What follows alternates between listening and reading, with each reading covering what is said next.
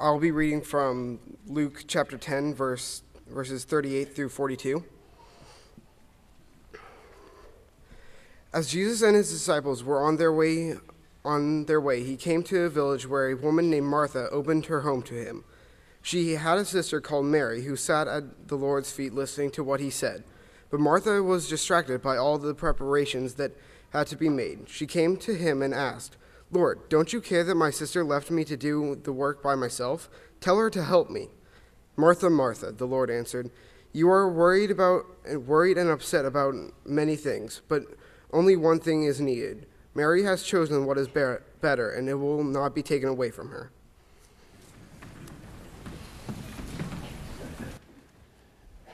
As David mentioned at the outset of the lesson, we are blessed to have several guests with us today, and we would invite you to join us for lunch as well.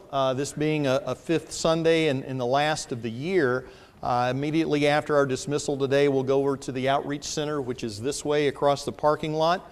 And please, if you're a guest, enough food has been prepared for you and your family as well. And if you get over there and there's already a long line, go up to the end of the table and where the plates are, grab one. Just say your name and that you're a guest. "My name's Bill, I'm a guest. Tim said I could get in line." And if the response is, "My name's John and I'm a guest too," then you guys work that out in Christian love the best way you can. But we would love to have you stay. Don't worry about not having brought anything to share. We've brought enough to share with you. So please stay for that. With the fellowship meal, we'll have a brief devotional period following that. No 5 o'clock service today, so please be advised about that. Mike, everything's still on tap for tomorrow night, 7 o'clock, New Year's Eve party, 7 o'clock till midnight and thereafter, if you want to stay longer. But it's another time for our church family to be together and enjoy one another's company and to bring in, sing in, and pray in the new year that way. Our regular Wednesday evening Bible classes will resume this Wednesday, so we look forward to that as well. And just a reminder that the church office will be closed tomorrow and Tuesday for the New Year holiday. Some decisions in life with which we are faced are rather easy ones. Sometimes we even call those no-brainers, simply because you don't have to give them much thought. It's sort of a self-evident decision. One is really good, one is really bad, and the decision sort of makes itself. I know French fries aren't the most nutritious thing to eat, but it's a lot better than dirt. So, given the choice between French fries and dirt, most of us would pick fries. An apple or a rock, we would go with the apple. You really wouldn't think about that if two hands were extended, one with an apple, one with a rock. You had to eat something, you would pick the apple, invariably. Pizza or plastic? Not often a choice that we're given, but most of us would prefer pizza. Not all decisions in life are quite so easy. Sometimes the choice isn't between something really, really good and something really, really bad. Sometimes it's between a couple of things that, either one would be okay. So if you had the choice between potato soup or a bowl of chili, that depends on your particular taste. May depend on the particular day. Just whether or not you've had one of those recently, as to which one of those you would choose, but either would be a good choice. Grilled chicken or grilled fish, please stay for the potluck. If you're starting to feel your appetite increasing through all of this, you may prefer steak. That's not one of your choices. It's grilled chicken or grilled fish. Well, two good choices. Apple pie or peach cobbler, either one of those, depending on the day, would be a good choice. Chocolate ice cream, vanilla ice cream, strawberry ice cream, you're already ahead of me. Somebody already figured that out, and you can have all three, which reminded me that it's really Neapolitan, not Napoleon, as some of us were led to believe when we were kids. It's not Napoleon ice cream. But decisions like those, become a little more difficult, a little more challenging. Early in our Christian life, our decisions morally and ethically are much like what we saw at the beginning. We're really struggling with wrapping our brains around making choices for good over evil, choices of right over wrong, good and bad. And so when faced with a potentially compromising situation as a new Christian, you may really struggle with, what do I do here? Do I lie or do I tell the truth? When preparing for an exam and realizing that preparation time is getting narrower and narrower and the test is looming larger and larger, you may face that dilemma of, do I just study really, really hard and do the best I can, or do I take a shortcut here? Do I cheat on the exam? Should I keep myself sexually pure before marriage? Or should I give in to this really, really strong, passionate temptation that I'm undergoing right now? When someone's really pushing my buttons, should I lose control of both my temper and my tongue? Should I curse? Or should I seek to control my temper, to calm my spirit, and to control my tongue? I'm not saying that those decisions are always easy ones, but more times than not, we know what the right decision is, whether we make it or not. We know what the choices are. One's good, one's bad. One is evil, one is righteous. And so early on in our Christian walk, as we have turned from living for self and living for sin and living for short-term pleasure and living for long-term gain in Jesus Christ, we deal with some of those pretty clear-cut dilemmas. But as we grow and as we mature in our faith and we become more like Jesus, a lot of those decisions should already be made for us in our hearts and in our minds. When somebody asks me a question today after the service, I hope that I don't have to hesitate and grapple with, should I tell them the truth or tell them a lie? I hope I've reached the point to where I just seek to live a life of truth and honesty and integrity, and if somebody asks me a question, I'll give them the answer.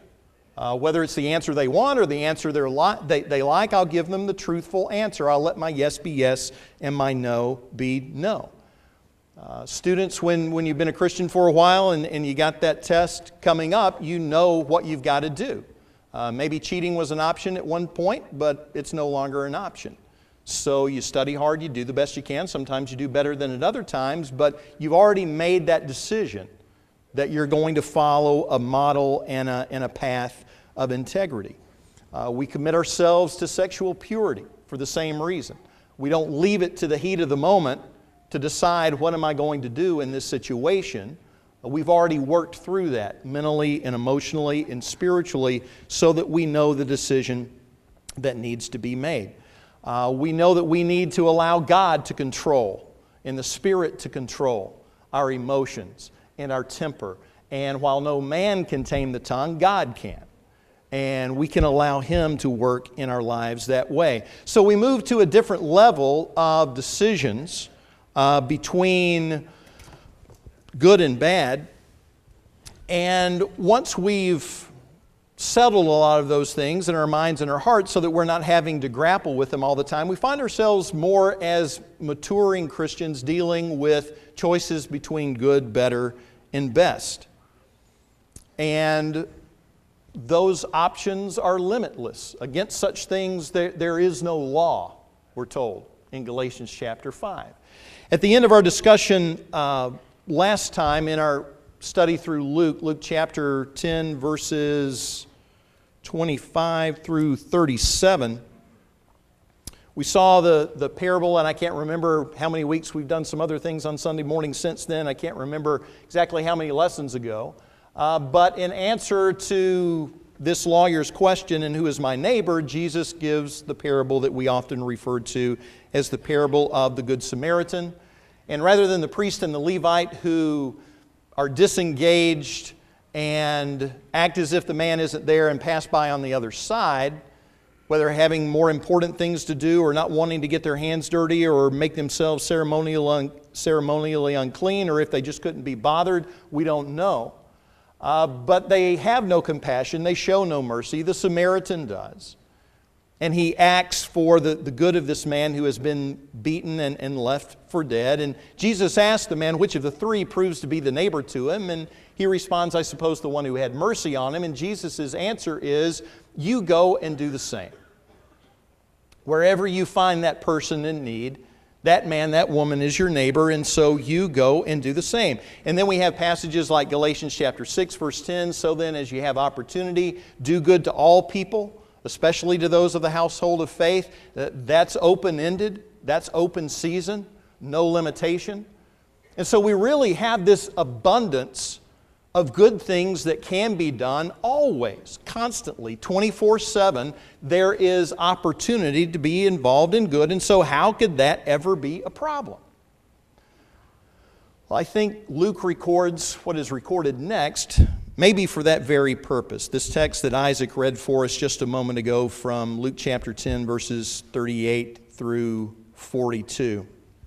And just to sort of summarize where Jesus is at this point, once again we find him wonderfully involved and engaged and socially interactive with others in enjoying table fellowship. Jesus is no recluse, he's not a sociopath. John, the Baptist lifestyle, was sort of like that. He lived a solitary life. He was in the wilderness. He wasn't eating and drinking and socializing with people. Jesus, on the other hand, was. And so we find him at a party, at a celebration, at Matthew's house, and at Simon the Pharisee's house, and enjoying a meal at Peter's house on one occasion, when he also heals Peter's mother-in-law from a fever. And even though he's going to be wrongfully accused of being a glutton and a drunkard, that's not going to deter him. Now, those charges were patently false, but notice he didn't fear the mischaracterization. He didn't change his behavior or his conduct when he learned that he was being misrepresented. Criticism didn't deter conviction. And so it wasn't that Jesus finds out, well, you know, I've been hanging out with all these people and now people are calling me a glutton and a drunkard, so sorry, Simon, I can't come to your house because of what people might think. Jesus doesn't seem to follow that model.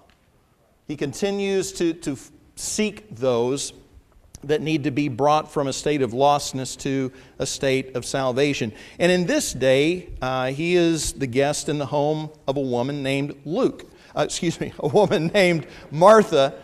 Luke tells us that. And you may be wondering why we aren't told more here. You know, why doesn't he just tell us, well, you know, this is Martha, and she's got the sister named Mary, and they've got a brother named Lazarus. I don't know if you noticed or not, but that's not in the text here.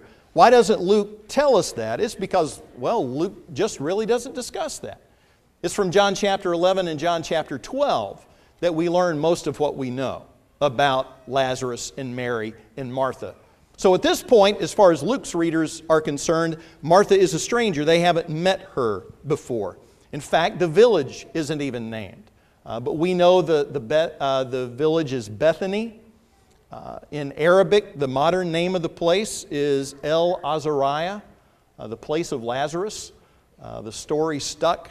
That resident got his name attached to the place even to modern times. But this little village of Bethany, or El Azariah, is on the opposite side of the Mount of Olives from the city of Jerusalem. So going eastward from Jerusalem, you go across the Kidron Valley, you go up the western slope of the Mount of Olives, and as you start down the eastern slope, you come to the twin villages of Bethphage and Bethany.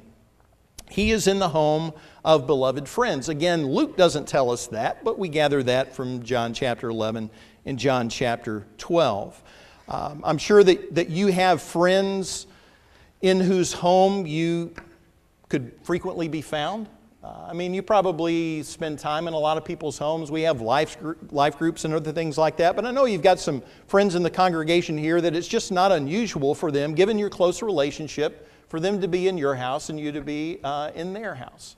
Jesus had a relationship like that with Lazarus and Mary and Martha. In fact, John chapter 11, verse 5 says that Jesus loved Martha and her sister and Lazarus.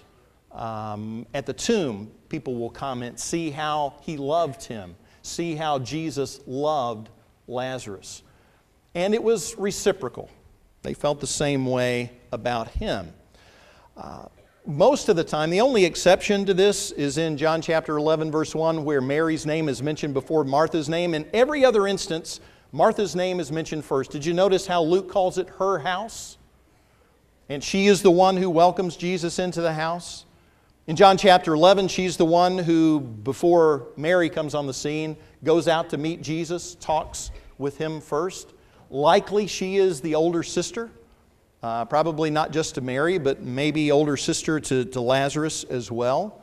And so in this story, we probably have at work some family dynamics between older sister Martha and younger sister Mary. We know how those things work, right? Sibling rivalry and whatnot. Isn't it great that we get those things worked out when we're kids and they never affect us when we're grown-ups or at holiday time or anything like that? They probably continued to grapple with this in their family just like we grapple with it in ours. And as Luke describes here, in Martha's house, Mary is beautifully described as sitting at the feet of Jesus listening to his words. These are feet that she will later anoint, as we read the story in John chapter 12. But Mary is focused. Martha is frazzled with everything that's going on. But Mary is focused. Martha is distracted. Mary is dialed in. Mary is in the zone, spiritually speaking. It's like she and Jesus are the only ones in the room. Martha is losing her mind. Mary is listening. Mary is focused. Martha is frantic. But this is a choice that Mary has made. It wasn't that there wasn't anything else to do. You know, no internet, no TV. Might as well sit and listen to Jesus. According to Martha, there was plenty of other stuff to do. A lot of other things that needed to be done right that minute. Both of them are busy. Both of them are engaged, but they're busy and engaged in different ways. Martha was bad busy. She was run ragged busy. She was hot and bothered kind of busy. And she assumed that her sister wasn't busy. She assumed that her sister wasn't doing anything needful or necessary or important. According to Jesus, or according to Luke, Martha was distracted with all of her preparations. Now, these were important preparations, necessary preparations, needful, beneficial. This was, after all, her home. She was the hostess. There's a crowd, Jesus and his disciples, maybe neighbors from Bethany who have shown up to see what all the fuss is about, and people do have to eat. And we don't need to think of Martha as just this secular-minded hostess. She's a spiritual woman. Go back and read John chapter 11 and John chapter 12. When Martha comes to meet Jesus in John chapter 11 after the death of Lazarus, her brother, she says, "Lord, if you had been here, he wouldn't have died." And a few verses later, verse 27 of John chapter 11, Martha says, "I have come to believe that you are the Christ, the Son of God."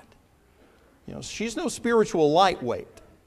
She's just not some secular-minded person who's just got her mind on physical food and could care less about Jesus or who He is. She's just got her focus a little misplaced at this time. And she loves Jesus. And I think that's exactly why she's doing what she's doing, is because she loves Jesus. In her mind, she's doing all of this for Him. In her mind, she's doing all of this because of Him. But she was so distracted by these good things, so preoccupied by them, that the occasion was probably going to pass without her having any opportunity to hear what Jesus had to say. So busy doing things for Jesus that she had no time to spend with Jesus. So engrossed in a routine that there wasn't time for a relationship, at least at this moment. And I can't be too hard on Martha because I find myself frequently in the same situation. Most weeks, most of what I do is somehow related to the ministry of Christ and His church.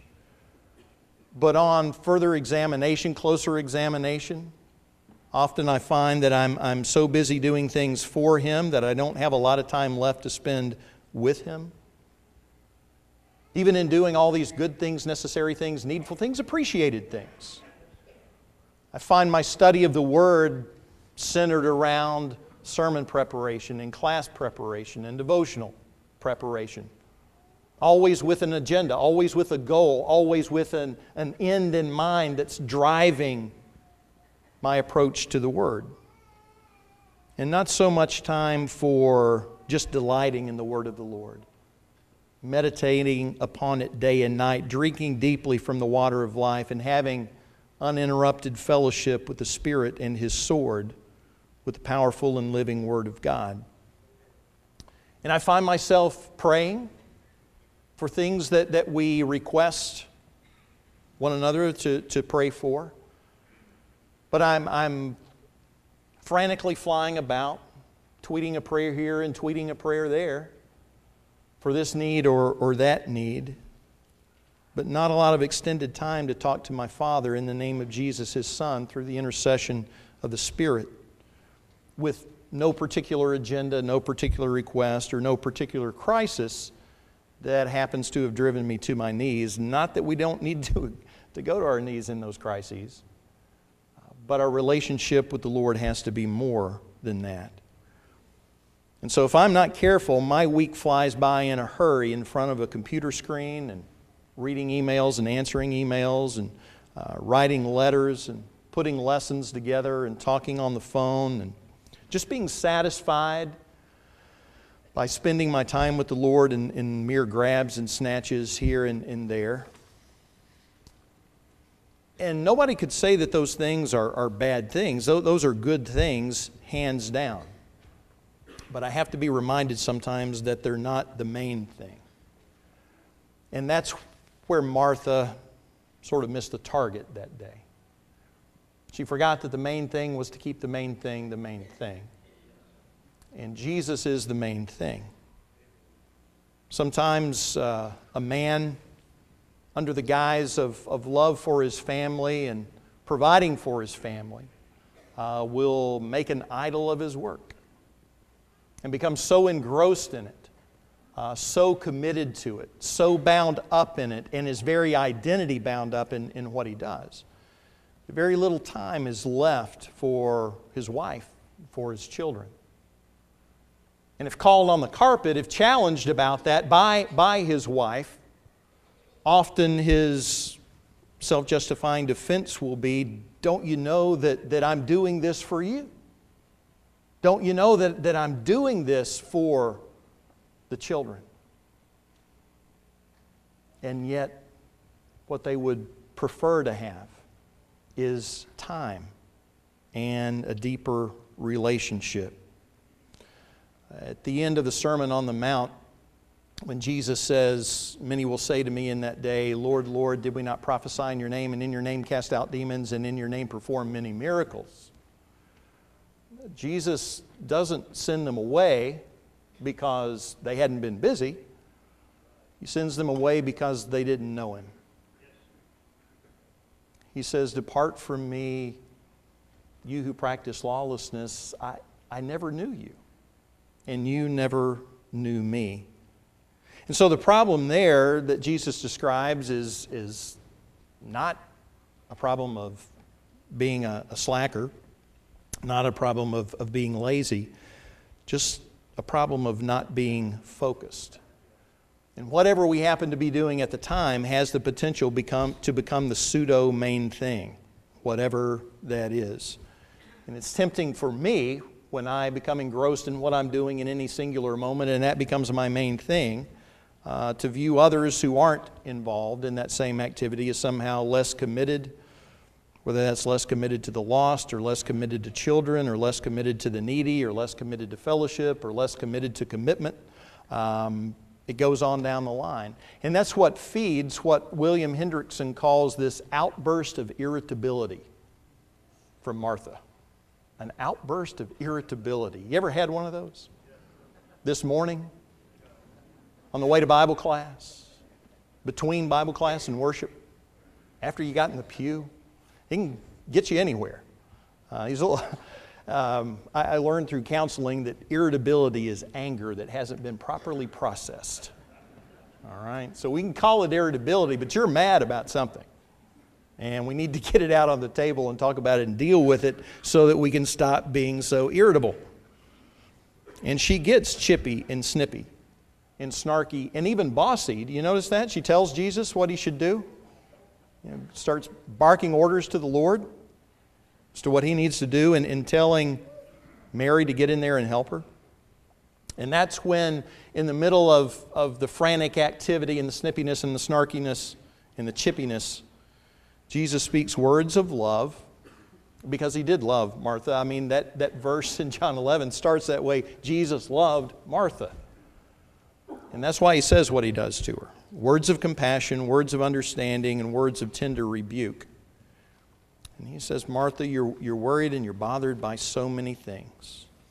And how that can be true. So many things to bother us and worry us. Not bad things, good things. Needful things, pressing things, responsibility type things, but often not the main thing. Jesus reminds us that the truly needful things, the truly necessary things are rather quite few. I got again, it was an outburst of irritability. I actually verbally had it with my study Bible when I looked down at the note this week below that verse in Luke chapter 10. Its explanation of what Jesus meant when he said only one thing is necessary. Well, let me just read it for you. I'm not going to indict the particular study Bible I'm using. This is what it says for Luke chapter 10, verse 42. Only one thing is necessary. One simple dish for the meal is all that is necessary, rather than the elaborate preparations Martha had made. Really? Just one entree, that's what Jesus meant? You know, one appetizer, one entree. Martha, that would have been enough. You know, why all the decorations? Why all the fuss? I don't really think that's what Jesus is talking about. The necessary things are few. The weightier matters are not all that numerous. And because Mary is focused and dialed in and so enwrapped in what Jesus is saying, that's probably why she anoints him like she does in John chapter 12.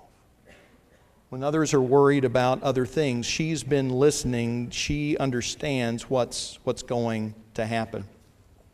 He wants Martha to understand, and he wants us to understand, wants me to understand that it's not an either or. It's not that we let everything else go. It's not that the things that distract us are bad. They're good, they're necessary, they're appreciated, but they can become ends within themselves. And Martha took something that was good, something that she wanted to do for Jesus, and she allowed that to become an end in itself. Jesus was the end. Get those things done and find your way to the feet of Jesus. The end is Him. The end is bringing glory to God. The preparations had become the main thing. And so he says, Mary has chosen. It's not that there wasn't anything else to do. Mary has chosen the good part, which probably means that she had said no to her sister when she asked her for help at that time. She said no to her older sister, no to something good in order to do something better in that moment. She was neither lazy nor apathetic. She had simply made a choice between something good and something better and something that was best. I think Angus Day was the name of this website. I came across a couple of little helpful cartoons that I found in regard to this text. One of the sheep is holding this sign that says "Slackers for Jesus." And the response is, Mary's not a slacker. She's taking the time to keep her priorities straight. And the other guy says, whatever, I'm counting on both those things looking alike. Okay, but a real slacker wouldn't bother to make a sign. Keeping your priorities straight is not being a slacker. And then whoever put these together had gone through a sequence of lessons just like we have, having talked about the Good Samaritan in the previous one, apparently. And I just couldn't let this pass because I haven't made a classic rock reference in several weeks now. But, so this one sheep confused says, last week we were supposed to go with the Good Samaritan. This week we're supposed to stay with Mary. I don't get it. Should I stay or should I go now? We don't want trouble. Right, if I go there will be trouble, and if I stay it will be double. It's a real clash. And if that doesn't mean anything to you, I'll explain it to you later. We can talk about that over lunch. But for workaholics, even spiritual workaholics, no is a difficult word to say, especially when what I'm being asked to do is good. How can I say no? What will people think? What will people say? Well, I've learned that people will think and people will say pretty much whatever they want to, and there's precious little I can do about it. Whether I go ahead and do something or whether I don't. Those things I don't think can be allowed to matter. Mary didn't seem to be bothered by it at all. So I will trust you and I will respect you when you have to tell me no to something that I ask you to do that's good. Because sometimes you have to make choices between something that's good and maybe something that's more pressing at the time, something better or something that's best. And I trust that you will extend me the same trust and confidence and respect when I sometimes have to say no to some good thing that you ask me to do. Sometimes we have to say, stack the dishes. I'll do them later. That drives me crazy because few things cause outbursts of irritability, for me. And just a stack of eggs. Something needs to be done about that. It needs to be done now. Well, sometimes there's something more important than that needs to be done. As we go forward into the new year, we're going to be talking more about decisions between things that are good and things that are better and things that are best. Making sure that even in the midst of all the good things that we try to do, that we're taking time to be recharged. I know you've got your iPhones with you and your iPads with you and other cell phones and Kindles and Nooks, and you can run that thing on its battery for quite a long time these days. But eventually it's going to go black on you. The screen's going to go dark. It's got to be recharged. And God has put us together the same way. As we talked about in our awesome April Sunday nights earlier this year, we need that time for supplication, for Sabbath, for sustenance, for sanctuary. And we're going to seek to do a better job of that individually and congregationally going into 2013. We're going to be talking, as Bruce said, about revival. And revival starts with me. But as we close the lesson this morning, we're reminded of what Jesus says, that really only one thing is needful. Only one thing is necessary. Among the weightier matters, there's something that is the weightiest, and that's my relationship with God through His Son, Jesus Christ. That's the salvation of my soul. There is nothing more necessary, more needful, more important than that. And so this morning, before we depart, we are going to have a brief devotional service. This is our last Sunday morning assembly of the year. But if you need to put first things first in your life, in regard to your relationship with God, if you have been bothered and been anxious and distracted by so many things other than sitting at the feet of Jesus, then we would urge you to come to Him in obedience this morning as we stand and sing.